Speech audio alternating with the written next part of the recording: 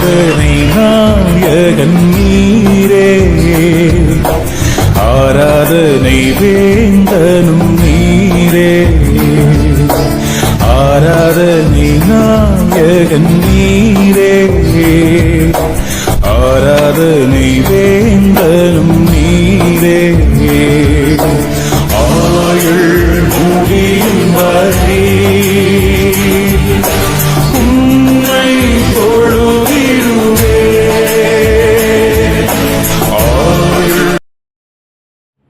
பிதா, குமாரன், பரிசுத்த ஆவியின் திரியேக நாமம் நம் அனைவரையும் ஆசீர்வதித்து காப்பதாக. ஆமேன். இந்த புதிய நாளின் சிந்தனைக்காக நியாயாதிபதிகள் 8ஆம் அதிகாரம் 33வது வசனம். கிதியோன் மரித்த பின்பு இஸ்ரவேலர்கள் திரும்பவும் பாகாலை வணங்கி சோரம் போய் என்ன செய்தார்கள்? கர்த்தருடைய கடவுளாகிய கர்த்தரை இஸ்ரவேல் நினையாமல் போனார்கள் என்று சொல்லி பார்க்கிறோம். கிறிஸ்துவுக்குள் பிரியமான இறை மக்களே, கிறிஸ்தவ வாழ்வு என்பது ஏதோ ஒரு நாளிலே அது நிறைவு பெறுகிற வாழ்க்கை அல்ல, ஒரு வருடத்தில் நிறைவு பெறுகிற வாழ்க்கை அல்ல. 70-80 வருடங்கள் திருமறையில் சொல்லப்பட்ட வாழ்வைப் போல நிறைவு பெறுகிற வார்த்தைகள் அல்ல. 1880ஆம் ஆண்டு ஹெலன் கெல்லர் 19 மாத குழந்தையாக இருந்தபோது நோயால் பாதிக்கப்பட்டார்.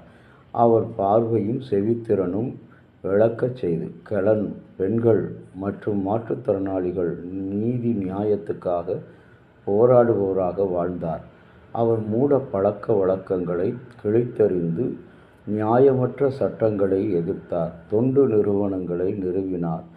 புஸ்தகங்கள், நூல்கள், கட்டுரைகள் முதலியவற்றை வெளியிட்டு அவர் செய்தார்.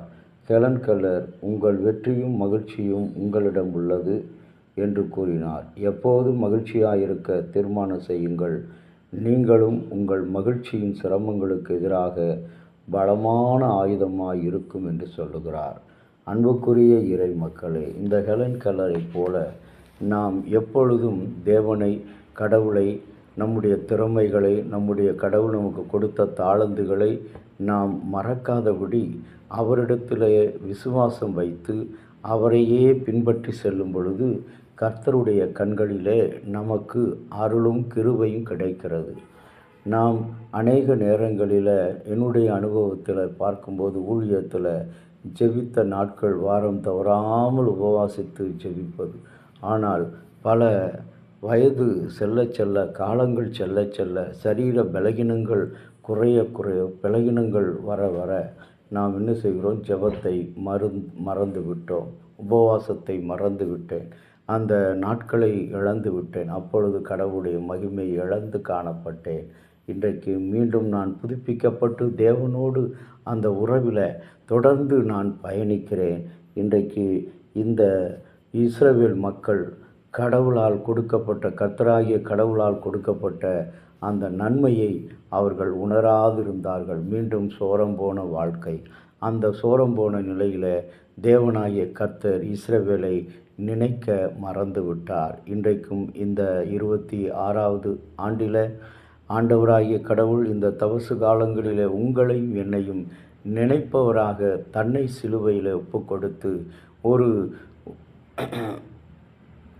அன்பான உடன்படிக்கை, என் மகனே, உனக்காக நான் மரிக்கிறேன், எனக்காக நீ என்ன செய்கிறாய் என்று சொல்லி உங்களையும் என்னையும் பார்த்து கேட்கிறார். இந்த ஹெலன் கெல்லரை போல பிறர் வாழ்வு நலனுக்காக, பிறர் வாழ்க்கையின் மேன்மைக்காக, சமூக அடையாளத்துக்காக, சமுதாய முயற்சிகளுக்காக, முன்னேற்றங்களுக்காக நாம் ஜீவிக்க, உழைக்க அழைக்கப்பட்டிருக்கிறோம். இதை மறந்துவிட்டு எனக்குள்ளே என்னுடைய ஜாதி, என்னுடைய ஊர், என்னுடைய திருச்சபை, என்னுடைய மக்கள், என்னுடைய உறவுக்காரர்கள் என்று நாம் சுற்றி வருவது நம்மை நிச்சயமாகவே கடவுள் கரத்திலிருந்து நமக்கு இசைவு செய்த சகல நன்மைகளுக்கு தக்கதாக அவர் வீட்டாரனை பட்சம் காட்ட இல்லை. அவர் பட்சபாதம் காட்ட மாட்டார். உனக்கு இரக்கம் காட்ட மாட்டார். அந்த உணர்வுகளை பெற்றவர்களாக இந்த நாளிலே ஆண்டவரை நோக்கி ஜெபம் செய்வோம். பட்சபாதம் இல்லாத கடவுள் அனைத்து மக்களுக்காக சிலுவையிலே தன்னுடைய உயிரை கொடுத்து காயங்களுக்கு சரீரத்தை ஒப்பு கொடுத்த தேவாதி தேவன் இந்த நாளிலும் உடைய அன்பு கரத்தில் எங்களை அர்ப்பணிக்கிறோம். நீரே ஆண்டு கொள்ளும், வழிநடத்தும். இந்த நாள் முழுவதும் இந்த சித்தத்திலே எங்களை உருவாக்கும். இயேசுவின் இன்ப நாமத்தில் வேண்டுகிறோம் நல்ல பிதாவே.